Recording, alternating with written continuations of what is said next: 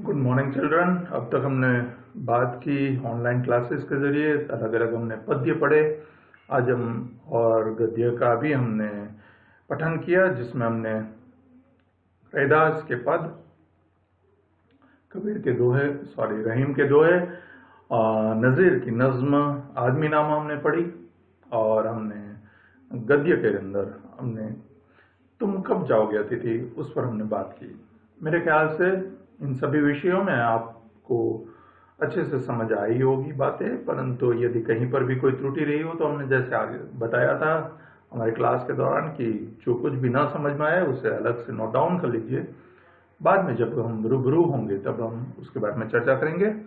आज हमारा जो अगला विषय है वह है पद्य। उसके जो लेखक है सियाराम शरण गुप्त, उन्होंने बहुत ही सही विषय को लेकर ये कविता लिखी है। वैसे बच्चों, हमारे जितने भी साहित्यकार होते हैं या जो लेखक होते हैं, उनका मूल कर्तव्य यही है कि वो समाज के अंदर फैली हुई उन विसंगतियों के बारे में लोगों को आगाह करे और उनको सुधारने की कोशिश करे। जैसे हमने पद्य में पढ़ा, रैदास जी अपने प्रभु के बारे में बता रहे हैं कि उनके प्रभु कैसे है और भक्त और भगवान के बीच में जो संबंध है, उनके बीच की जो भक्ति भावना है वो कैसी होनी चाहिए, उसके बारे में हमने वहां पर पढ़ा। रहीम जी ने हमें ये अपने अलग अलग दोहों के द्वारा ये बताया कि भक्ति और नीति किस तरह से कार्य करती है और हमें किस चीजों का ध्यान रखना चाहिए, हमारे जीवन में हमें क्या करना चाहिए, क्या नहीं करना चाहिए, उनसे सावधान रहना चाहिए। ये सारी बातें उन्होंने अलग अलग उदाहरणों के जरिए हमें बताया। तो ठीक वैसे ही नज़ीर ने अपनी नज्म के जरिए हमें ये समझाया कि इस पूरी सृष्टि में मनुष्य है, वही सारे काम करता है और ये सभी काम करने वाला व्यक्ति यानी मनुष्य अच्छा भी हो सकता है और बुरा भी हो सकता है। सो हमें किसी एक पहलू को, सिर्फ खराब चीजों को देखकर हमें निराश नहीं होना चाहिए या ना ही सिर्फ अच्छी चीजों को देखकर हमें बहुत खुश होना चाहिए। संसार में दोनों तरह की चीजें हमें मिलेगी। हमें अपनी विवेक बुद्धि से इनमें से किन चीजों का इस्तेमाल करना चाहिए या किन चीजों को महत्व देना चाहिए या नहीं देना चाहिए, वो हमें सोचना है। आज हम जिस विषय पर बात करने जा रहे हैं, जो हमारे कवि सियाराम शरण गुप्त, जिनके बड़े भाई मैथिली शरण गुप्त और जिनके पिता गुप्त जी, ये पूरा का पूरा परिवार ही कविताओं को लिखने में बहुत ही माहिर लोग थे और उनकी कविताएं हमेशा राष्ट्रीय चेतना वाली रही या समाज के अंदर जो भी बुराइयां है उनको उसने समाज के सामने रखी और उन बुराइयों को खत्म करने की कोशिश की है। खासकर जो सियाराम शरण गुप्त जी है, वो गांधी जी, महात्मा गांधी और विनोबा भावे जैसे महान व्यक्तियों के संपर्क में रहे और उनसे प्रभावित रहे। सो उनकी सोच, जो सोच समाज के लिए महात्मा गांधी की थी या विनोबा भावे की थी, वो सोच उनकी कविताओं के अंदर भी आपको देखने को मिलती है। यहाँ पर जैसे छुआछूत, फिर अलग अलग तरीके की जो समस्याएं हैं समाज के अंदर, जो फैली हुई कुरीतियां हैं, उनको उन्होंने दूर करने की कोशिश की है। ये जो कविता है एक फूल की चाह, उसमें गुप्त जी एक लंबी और प्रसिद्ध कविता का एक टुकड़ा है, एक अंश मात्र है। इसके अंदर खासकर वो जो बात करने जा रहे हैं वो है एक छुआछूत की समस्या के बारे में। उन्होंने कहा है एक छोटी सी बच्ची है जो मरणासन स्थिति यानी मरण के आसन पर है, यानी कि अब वो मरने वाली है और उस समय वो अपने पिताजी से एक इच्छा व्यक्त करती है। उनकी इच्छा है कि उनको देवी माँ के चरणों का प्रसाद का एक फूल मिल जाए। यहाँ अछूत कन्या अपने पिताजी से ये इच्छा व्यक्त करती है और इस इच्छा को पूरी करने के लिए उनके पिताजी जो है मंदिर तक जाते हैं। परंतु मंदिर तक पहुंचना, वहां जाके देवी की भक्ति करना और फिर प्रसाद को हासिल करना, यहां तक तो ठीक है, परंतु उस दौरान उस मंदिर के अंदर उपस्थित जो दूसरे भक्त लोग हैं, जो अपने आप को सवर्ण समझते हैं और इनको अछूत, तो ये सवर्ण भक्त जब इसको देख लेते हैं तो उनसे बहस होती है।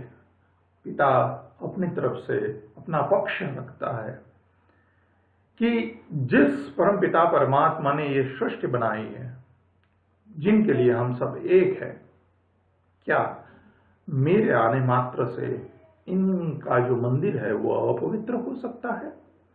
तो क्या मैं किसी स्थिति में उस परम पिता परमात्मा के आगे हूं, यानी कि उससे बड़ा हूं?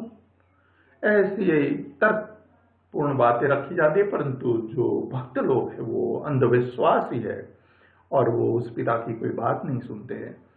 और अंत में कुछ ऐसी घटनाएं घटती है जो दिल को दहला देती है। क्या पुत्री को पिता उसकी इच्छा को पूरी कर पाता है, यानी पिता अपनी पुत्री की आखिरी इच्छा पूरी कर पाते हैं या नहीं, फूल मिल पाता है या नहीं, उसके बारे में विस्तार से जानकारी मिलेगी।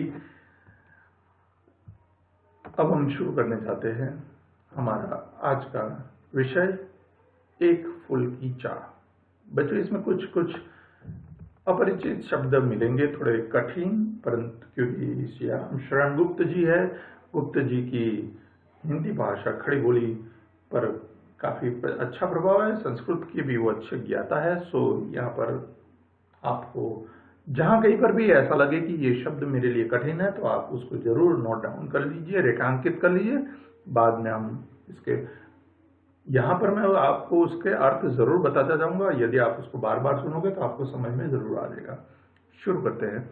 एक फूल की चाह। उद्वेलित कर अश्रुराशिया। सॉरी, मैं आपको एक चीज और बता दूं, श्याम शरण गुप्त जी है वो खासकर उनकी जितनी भी रचना है वो कथनात्मक रूप में उन्होंने लिखी है, यानी कि कथा के रूप में लिखी हुई कविताएं हैं। इन कविताओं को जब आप पढ़ते हो तो आपको ऐसा लगता है कि आप छोटी सी कोई कहानी सुन रहे हो, क्योंकि इसका लेखन उसी हिसाब से हुआ। ये उनकी एक खूबी रही है जो आपके लिए जानना बहुत जरूरी थे। अब हम आगे बढ़ते हैं। उद्वेलित कर अश्रुराशिया, हृदय चिराए धधका कर, महामारी प्रचंड हो फैल रही थी इधर उधर।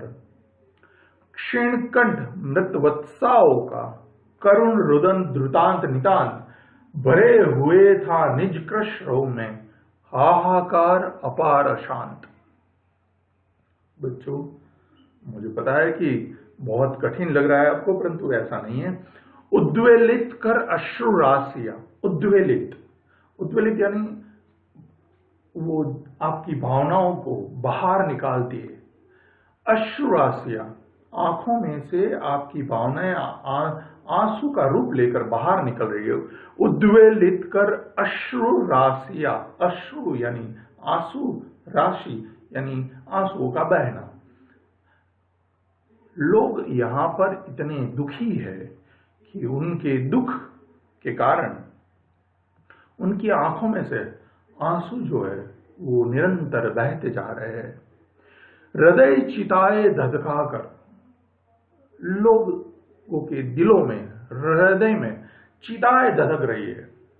कहने का तात्पर्य है कि इस जहां की हम बात करें, जिस गांव की बात करें या जिस माहौल की बात करें, वहां पर कोई बहुत बड़ी महामारी फैली हुई है और उस महामारी के कारण बहुत सारे लोगों की मृत्यु हुई है और उनकी चिताएं जल रही है। जो चिताएं जल रही है वो हमारे दिलों में भी धधक रही है, उसका दुख हमारे दिलों को धधका रहा है और उसी कारण उन भावनाओं को हम रोक नहीं पा रहे और जो आंसू बनकर हमारी आंखों से बह रहे हैं। उद्वेलित कर अश्रुराशिया, हृदय चिताए धधका कर, महामारी प्रचंड हो।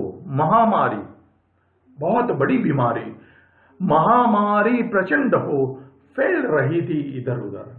यहां वहां हर जगह बहुत बड़ी बीमारी फैली हुई है जिसके कारण उस जगह के लोगों की मृत्यु हो रही है और हर जगह आपको चिताएं जलती हुई दिख रही है। और ऐसे दृश्य को देखकर लोगों के हृदय भावनात्मक हो जाते हैं, वो भावुक हो जा रहे हैं और उनकी भावनाएं आंसू का रूप लेकर आंखों से बहने लगती है। क्षीण कंठ मृत वत्साओं का, क्षीण कंठ आवाज बैठ जाना, कंठ यानी गला, क्षीण बैठना, क्षीण कंठ मृत वत्साओं का, मृत वत्साओं का, मृत यानी मृत्यु जिसको प्राप्त हुई है वो, वत्साओं का जिनके बच्चे हैं, वत्स माताओं के बच्चे, जिन माताओं के बच्चों की मृत्यु हुई है, ऐसी माताएं उनके पीछे रो रो कर, या उनके परिवारजन उनके पीछे रो रो कर, उनकी गले की आवाज क्षीण हो गई है, बंद हो गई है, कम हो गई है। क्षीण कंठ मृत वत्साओं का, करुण रुदन धृतांत नितांत, करुण रुदन करुणा उपजा दे, जिस रोने की आवाज को सुनकर आदमी अंदर से हिल जाए, ऐसा रोनिया द्रुतांत यानी निरंतर हृदय को हिला देने वाला नितांत सुनाई देता है। यानी हर जगह, हर कहीं पर भी आप निकलो, आपको बस वही एक दर्दनाक रोने की आवाज हर कहीं से सुनाई दे रही है, क्योंकि हर किसी के घर में उनके पुत्रों की या उनके बच्चों की मृत्यु हुई है और माता और परिवार उसके पीछे रोकर रोकर अपने गले की हालत या उनके गले की आवाज भी क्षीण हो चुकी है। ऐसा दृश्य है। भरे हुए था निज क्रश रव में, भरा हुआ था निज क्रश रव में, निज क्रश, ये जो रोना है, रोने की आवाज पूरे वातावरण में भरी हुई थी। भरे हुए था निज क्रश रव में, हाहाकार अपार अशांत, हाहाकार फैला हुआ है, अपार अशांत, अनलिमिटेड अशांति छाई हुई है उस पूरे गांव के अंदर। हर किसी के घर में किसी न किसी की मृत्यु हुई है और उनकी चिताएं जल रही है और उनके दुखों में दुखी उनके परिवार के लोगों के रो रो कर ऐसी हालत हो गई है कि उनके गले से अब आवाज भी नहीं निकल रही है। और इस तरह का माहौल पूरे गांव में हर जगह आपको दिखाई देता है। तो ये महामारी का दृश्य दिखाता हुआ यहाँ पर पहला पद कवि ने रखा। जो कठिन शब्द थे उनके अर्थ हमने समझे, फिर भी एक बार उसको मैं दोहरा देता हूं। उद्वेलित यानी बाहर निकलना या आपको उभार आना, जिसका ऐसा कह सकते हैं। अश्रुराशियां, आंसुओं का निरंतर बहना, हृदय चिताएं दत्काकर दिलों में चिताएं जल रही हो ऐसा महसूस करना। महामारी प्रचंड हो, फैल रही थी इधर उधर, महामारी फैली हुई है यहाँ वहां। क्षीण कंठ, गले की आवाज बंद होना। मृत वत्साओं का, जिन माताओं के बच्चों की मृत्यु हुई है। करुण रुदन, दिल को दहला देने वाली, द्रुतांत, दिल को दहला देने वाली करुण आवाज, रोने की आवाज पूरे वातावरण में फैली हुई है। निजक्रश रव, रव मतलब आवाज, हाहाकार अपार शांत, पूरी जगह हाहाकार मचा हुआ है। तो लेखक यहाँ पर पहले पद में हमें उस गांव के माहौल के बारे में उसने हमें बात की, उसने हमें बताया कि क्या हालत है उस गांव के लोगों की। शुरू अब वो कहानी पर आ रहे, कथनात्मक शैली में लिखा हुआ था, ये हमने पहले ही बात की थी। अब आगे बढ़ते हैं। बहुत रोकता था सुखिया को, बहुत रोकता था सुखिया को, न जा खेलने को बाहर। इसी जहां पर महामारी फैली है, इसी गांव के अंदर एक पिता है, वो अपनी पुत्री सुखिया नाम की पुत्री को बहुत रोकते थे। बहुत रोकता था सुखिया को, न जा खेलने को बाहर, नहीं खेलना रुकता उसका, नहीं ठहरती वो पल भर। देखो कितना बहुत कथनात्मक शैली में लिखा हुआ, इसीलिए कहा गया कि ये कहानी की तरह लग रहा है। यहाँ पर पिता जो है अपनी पुत्री को बहुत रोक रहे हैं। बहुत रोकता था सुखिया को, न जा खेलने को बाहर, बाहर खेलने मत जा बेटा, महामारी फैली हुई है, पता नहीं तुझे लग जाएगी, जैसे दूसरे लोगों की मृत्यु हो रही है वैसे तेरे साथ ना हो जाए, इसलिए पिता का जो ये डर है, उस डर के कारण वो अपनी पुत्री को बाहर खेलने से जाने से रोक रहे हैं। न जा खेलने को बाहर, परंतु नहीं खेलना रुकता उसका, नहीं ठहरती वो पल पर, नहीं खेलना रुकता उसका। पिता की बात पुत्री सुखिया जो है वो नहीं सुन रही है, वो खेलना बंद नहीं कर पा रही, वो बार बार बाहर चली जाती है। नहीं खेलना रुकता उसका, नहीं ठहरती वो पल पर, नहीं ठहरती वो पल पर, ठहरना रुकना पल भर, थोड़े समय के लिए भी। पिताजी मना कर रहे हैं कि बाहर महामारी फैली है, बाहर खेलने मत जाओ, वहां का वातावरण अच्छा नहीं है, तुम्हें भी बीमारी लग सकती है बेटा। परंतु सुखिया जो है पिता की बातों को अनदेखा करके, अनसुना करके बार बार बाहर खेलने चली जाती है। वो एक बार भी उनकी आज्ञाओं को नहीं पालन करती। मेरा हृदय कांप उठता था, मेरा हृदय कांप उठता था, बाहर गई निहार उसे। पिता जो है वो अपनी पुत्री को बाहर खेलते हुए देखता है और तुरंत ही अंदर से उसका दिल कांप उठता है। मेरा हृदय कांप उठता था, उसे डर लगता है जैसे ही वो देखते कि उसकी पुत्री जो है बाहर खेल रही है।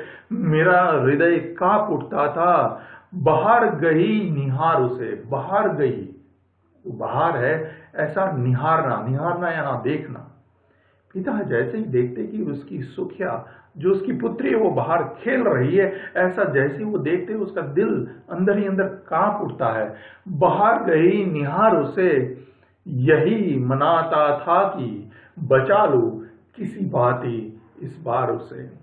हर बार उसे बाहर खेलते हुए देख लेता हूं और तुरंत अपने आप को मनाता हूं कि चलो इस बार गलती होगी, परंतु मैं उसको ले आता हूं। वो ले भी आते हैं घर के अंदर, अब नहीं जाने दूंगा, अब उसको मैं बाहर नहीं भेजूंगा। यही मनाता था कि बचा लो, बचा लो। किस चीज से बचाना है? महामारी ना लगे उसे, कोई बीमारी ना लगे, वो रोगग्रस्त ना हो जाए, उसकी मृत्यु ना हो अन्य लोगों की तरह। ऐसा सोचकर मैं उसको हर बार पकड़कर घर के अंदर ले आता हूं। यही मनाता था कि बचा लो किसी भांति इस बार उसे, किसी भांति कुछ भी करके इस बार मैं इसको बचा लेता हूं, दोबारा उसको मैं बाहर नहीं जाने दूंगा। अभी गलती हो गई, हो गई। हर मनुष्य इसी तरह सोचता है। और यहां तो मृत्यु का डर है, मृत्यु के भय के कारण हर व्यक्ति ऐसा सोचने पर मजबूर हो जाता है। तो यहां तो एक पिता है, पिता अपनी पुत्री को इस तरह कैसे मृत्यु के हवाले कर सकता है? और पिता कोशिश करते हैं कि कैसे भी हो सुखिया को अब वो दोबारा खेलने नहीं जाने देंगे बाहर, वो घर में ही रखेंगे, उसे महामारी नहीं होने देंगे। ये पिता का जो ये डर है, ये यहाँ पर हमें दिखाई देता है। ये डर और कुछ नहीं है, अपनी पुत्री के प्रति का जो मोह है, प्रेम है, वो यहाँ पर दिखाई देता है। सियाराम शरण गुप्त जी ने बहुत अच्छी कथनात्मक शैली में कहानी के रूप में इस प्रसंग को वर्णित किया कि किस तरह पूरे गांव के अंदर महामारी फैली हुई है, लोगों के घरों में किस तरह एक के बाद एक लोग मरते जा रहे हैं और उनकी चिताएं जल रही है। और ऐसी वातावरण के बीच में एक पिता अपनी पुत्री को कैसे बचाने की कोशिश में लगा हुआ है। यहाँ पर बच्चों हम अपना ये जो पद्य है उसको रोकते हैं। अगला जो भाग होगा वो अगली क्लास के लिए हम तैयारी करेंगे। तब तक के लिए मैं इस क्लास को यहाँ पर स्थगित करता हूँ। जो यहाँ कहीं पर भी आपको कोई भी ना समझ में आया हो, ऐसी बात हो, तो उसको आप नोट डाउन कर लीजिएगा, बाद में हम उसको समझ लेंगे। धन्यवाद।